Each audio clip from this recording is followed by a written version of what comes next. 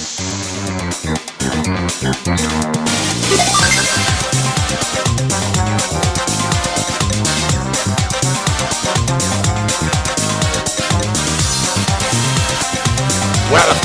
to Wario.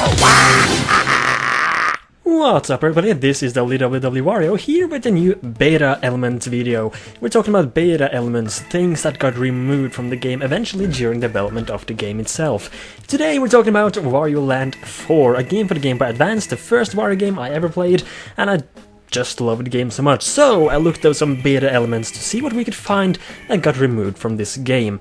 It wasn't quite a lot, but we got some interesting changes from the beta version shown at E3 to the game we got in the final product. So let's sum up and take a look at these beta elements and see what we can find.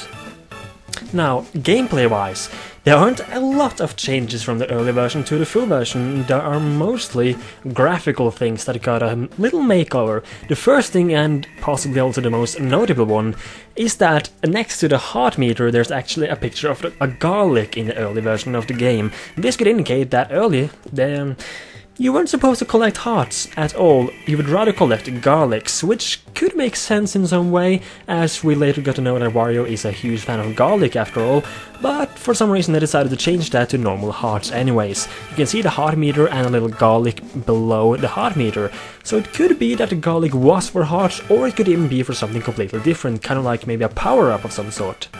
Other than this, there was also some more graphical changes as well throughout the different levels, on the level design itself and on the enemies as well. Take a look at this first boss battle picture from Spoiled Rotten, as the boss is called. The boss battle, well, it looks a lot more empty if you remember the boss battle. That is because a lot more is missing from the background. Originally, or in the full version, there is a lot more in the background, and the boss, Spoiled Rotten, has also longer teeth in the full version of the game. The doll he's also carrying is also a slightly different color than we see in the full version. But then we have an interesting picture of Wario's dash attack, not the usual shoulder bash we've known him for, but the one where he charges with his head forward. If you look at this picture, his sprite looks slightly different. He has that grin on his face, and the rocks that spit out are completely different. Here is a picture of the boss battle from Cractus, the boss of the Emerald Passage. The design of this boss battle stage looks slightly different. There doesn't appear to be any vines on the left side that you can climb.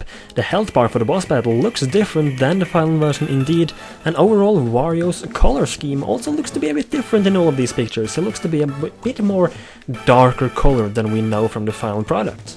And speaking of Wario's design, here's a picture of early Snowman Wario. He looks quite more shocked than we know him from the final version of the game. In this picture right here, he has his eyes wide open. He looks a bit more shocked. It looks to be freezing a lot more than it does in the final game, when he has his eyes more half open and looks a bit more chilled out. The Yeti is apparently also looks a bit different, but it's not really anything that's easy to see. Not a big detail, but these bats that is in the Arabian Night level, they had 4 claws originally, when now they only have 2 each, so not sure why they decided to change that. Maybe it was easier to animate or something like that with only 2 claws, not sure, but it's not a big deal. It's also worth pointing out that this here, the lava had a slightly different look, and so had this monkey guy who's throwing these rocks at you as well. The lava looked a lot cooler here, I think, from the final product. The colors were even more colorful, if you get what I mean. Looks even more dangerous, if that's how you say it. Looks even more fiery.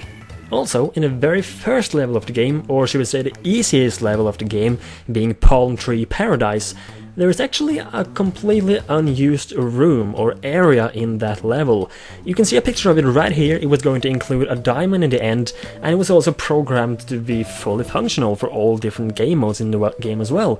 Not sure why they decided to cut this off. Maybe it became too much for the level, maybe they thought it didn't fit at all in the level, maybe they thought it would be too much for this first easy level. I'm not sure, but this is at least a very interesting little thing that they remove a room like this that isn't a very important room, it's just a little bonus room, so I'm not sure why they decided to skip this, but it's interesting nonetheless. Using hacks as well, you can access something called the beta level. This is something that the Debug team from well, the developers of this game probably used it to test and make the whole engine for the game. In this debug level, you can basically test everything from the game. That's why it doesn't look very good, it's not much detail to the sprites of the level design itself. This is just a level of testing the gameplay and the mechanics. So this can be accessed using a game chart or hacking device of some sort, so it's pretty cool to look at things like this. The final pieces of graphical changes that we have is, look at this, this is an early version of the logo for Wario Land 4. This only says Wario Land, so the 4 or the Advance as it's called in Japan isn't put here yet. This is a picture of the shopkeeper, a guy we know from Wario Land 4 who's helping us with also defeating bosses and also running the item shop. Here we can see him in an unused sprite, where he's actually standing on a skateboard. So this could be an unused item that you could buy in the shop to use for the boss battles, who knows. This is also an unused text for the game corner, an area that was later renamed to the minigame shop. It is basically a little minigame thing that you can play. You can play 3 different minigames to earn coins that you later can use in the shop. As you can see here, it was at first called the game corner, but was later changed to minigame shop. Now this right here is a little unused animation for the Wario sprite, which probably is one of the most interesting things in the beta of Wario Land 4. Here we can see an unused animation of Wario when he's holding an unused key. He's turning around, opening a chest, and then turning around and holding something up in the air.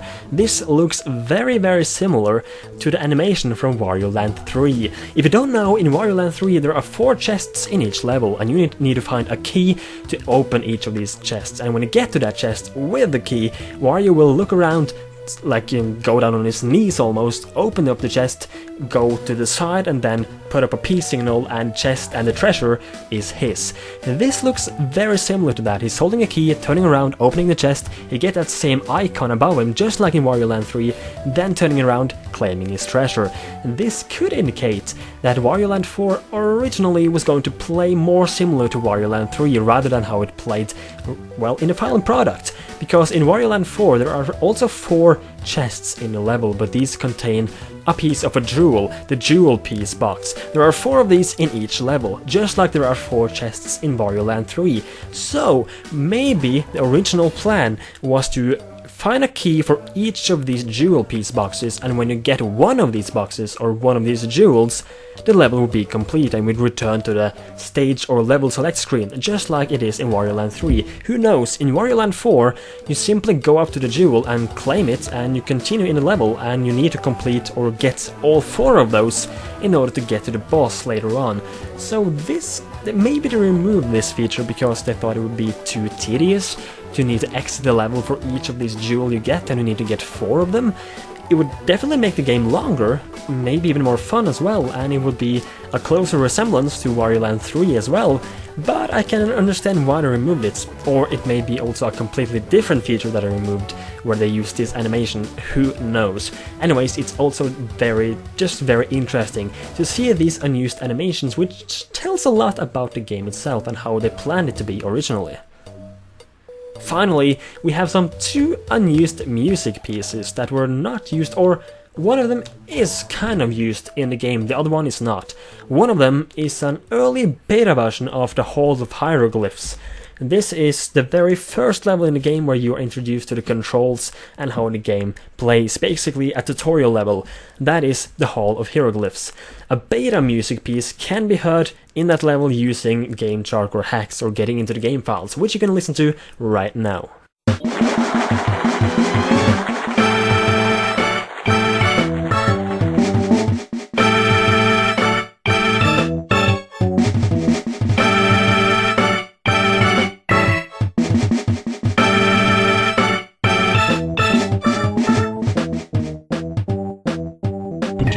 Last night, melted into my pillow. I made peace with the time I had forgotten, and cooled your head with the penguin, collecting moonstones as we walk. It sounds kind of similar, but this version has a vocal part to it that I found surprisingly disturbing. The next one is for the very last level in the game, the Golden Passage. This level originally doesn't have any type of own music piece, because you start the level off with hitting that bomb, that timer, which obviously triggered that timer music when you need to race through the level, find the key, and get back to the goal, or back to the beginning again, before the timer runs out. However, using Game Shark and using the moon jump code where you can fly, you are able to not hit this frog bomb. You're able to avoid it. And using this and doing this, you're actually able to hear a brand original theme or song for this Golden Passage song that we can hear otherwise, which is very interesting. This does indicate, or most likely indicates, that this frog bomb was originally going to be placed like the other levels in the very end of the level. So this could be, maybe they planned this frog bomb to be at the very beginning on hard mode or super hard mode, and on normal they are planned to, well, put that frog bomb in the end of the level, just like we are normally used to.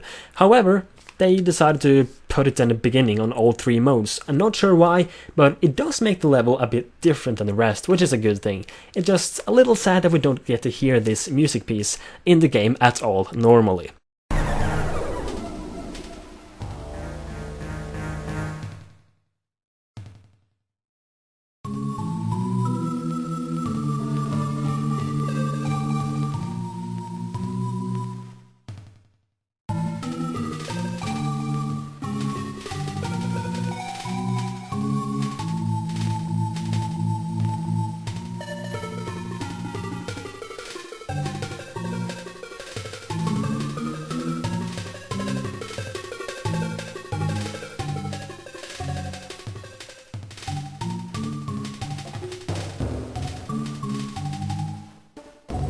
Anyways guys, this was the beta of Wario Land 4, one of my favorite platformers ever.